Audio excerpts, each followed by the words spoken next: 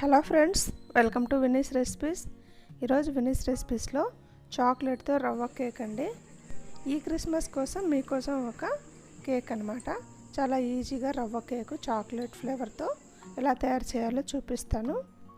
మామూలుగా కేకులు అందరూ మనం బయట తెచ్చుకుంటాం కదా, ఇంట్లోనే ఎంతో టేస్టీగా తయారు చేసుకోవచ్చండి.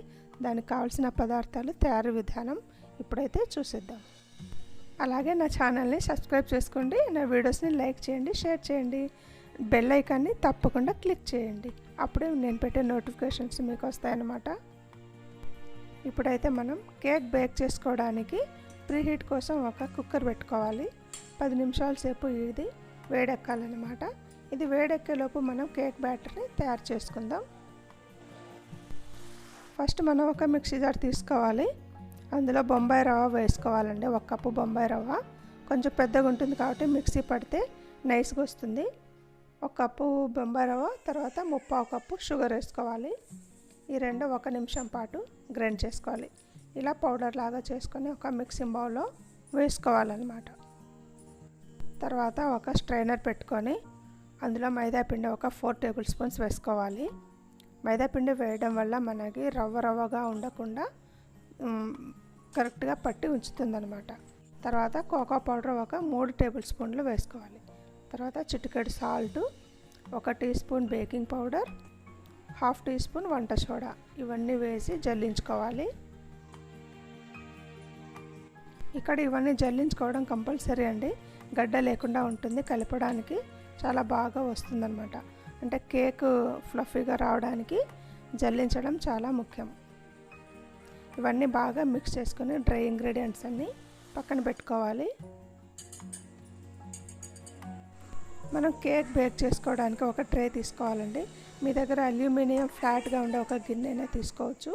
నేను ఇక్కడ బేకింగ్ ట్రే తీసుకున్నాను. ఇందులో ఆయిల్ వేసి స్ప్రెడ్ చేసుకోవాలి. మొత్తం అంచున అడుగులకి మొత్తం ఆయిల్తో గ్రీస్ చేసుకోవాలన్నమాట. తర్వాత అందులో ఒక వైట్ పేపర్ వేసుకోవాలి. మీ దగ్గర బేకింగ్ పేపర్లు ఉంటాయి కదా, అంటే బటర్ పేపర్ ఉంటాయి కదా, అవి ఉన్న వేసుకోవచ్చు. నేను వైట్ పేపర్ వేస్తున్నానండి. దాన్ని కూడా ఆయిల్ వేసి గ్రీస్ చేసుకొని రెడీగా పెట్టుకోవాలి. ఇప్పుడు ఈ ట్రేని పక్కన పెట్టేయాలి. తర్వాత ఇంకొక మిక్సింగ్ బౌల్ తీసుకొని 1/2 కప్పు ఆయిల్ వేసుకోవాలి, సన్ఫ్లవర్ ఆయిల్. 1/2 కప్పు పెరుగు వేసుకోవాలి. తర్వాత ఇన్స్టెంట్ కాఫీ అండి, సన్ రైజ్ కానీ బ్రూ కానీ 1 టీ స్పూన్ తీసుకొని గోరువెచ్చటి నీళ్ళతో కరిగించి పక్కన పెట్టుకోవాలి. ఇప్పుడు ఆ పెరుగు ఆయిల్ అంతా కలిసేలాగా మొత్తం బాగా మిక్స్ చేసుకోవాలి. గడ్డ లేకుండా బాగా బీట్ చేసుకోవాలండి. ఇప్పుడు అందులో కాఫీ డికాక్షన్ వేసుకోవాలి.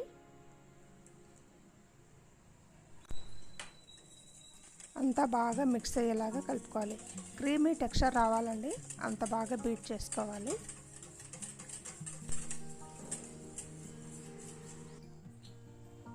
అందులో వెనిలా ఎసెన్స్ వేసుకోవాలి. అంటే ఇక్కడంట వెట్ ఇంగ్రీడియంట్స్ అన్నీ ఒకసారి రెడీ చేసుకుంటున్నాం. డ్రై ఇంగ్రీడియంట్స్ అన్నీ ఆల్రెడీ చేసుకున్నాం కదా, అవి ఒకసారి చేసుకుంటే కలపడానికి ఈజీ అవుతుంది. ఇప్పుడైతే ఇందులోనే డ్రై ఇంగ్రీడియంట్స్ కొంచెం వేసుకుంటూ ఉండలేకుండా కలుపుకోవాలి. ఇక్కడ టైట్గా అయిపోతుంది, దానికోసం మనం పాలు కూడా వేసుకోవాలండి.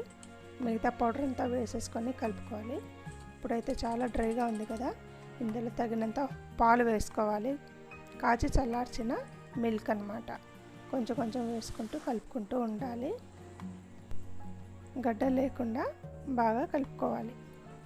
కన్సిస్టెన్సీని బట్టి పాలు వేసుకుంటూ కలుపుకుంటూ ఉండాలండి.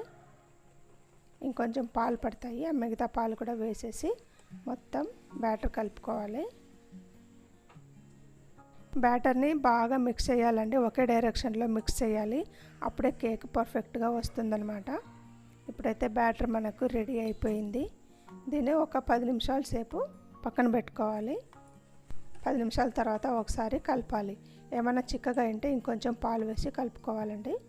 ఇప్పుడు ఇది రెడీగా ఉంది. బేకింగ్ ట్రేలో వేసుకోవాలి. మొత్తం సమానంగా పరుచుకోవాలన్నమాట. ట్రేని ఒకసారి 2-3 సార్లు అలా ట్యాప్ చేయాలి. తర్వాత దాన్ని ప్రీహీట్ చేసుకున్న కుక్కర్లో పెట్టుకోవాలి. పెట్టుకున్న తర్వాత లో ఫ్లేమ్లో మూత పెట్టి ఒక 40 నుంచి 45 నిమిషాల సేపు బేక్ చేసుకోవాలండి. మధ్యలో మీకు డ్రై ఫ్రూట్స్ కావాలనుకుంటే వేసుకోవచ్చు. నేను అది వీడియో తీయలేదు, అప్పుడు ఛార్జింగ్ అయిపోయింది సెల్. నేను కొన్ని డ్రై ఫ్రూట్స్ వేసానండి. ఇప్పుడైతే కేక్ పర్ఫెక్ట్గా రెడీ అయిపోయింది. టూత్పిక్ గుచ్చి చూస్తే కూడా అంటుకోలేదు. స్టవ్ ఆఫ్ చేసుకొని బయట పెట్టుకొని దాన్ని కూల్ చేసుకుందాం. ట్రే అంతా బాగా కూల్ అవ్వాలన్నమాట.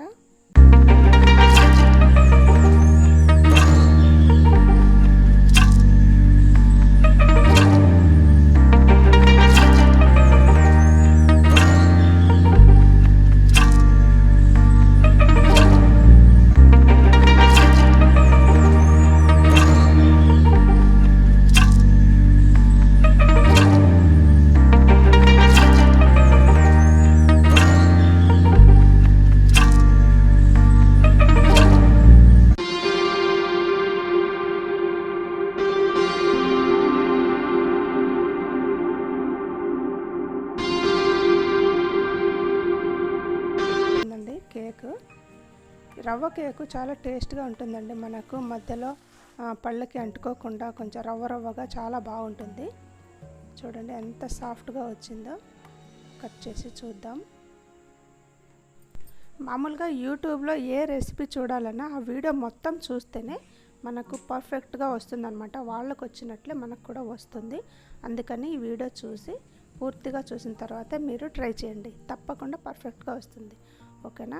నెక్స్ట్ వీడియోలో మళ్ళీ కలుద్దాం. Thanks for watching.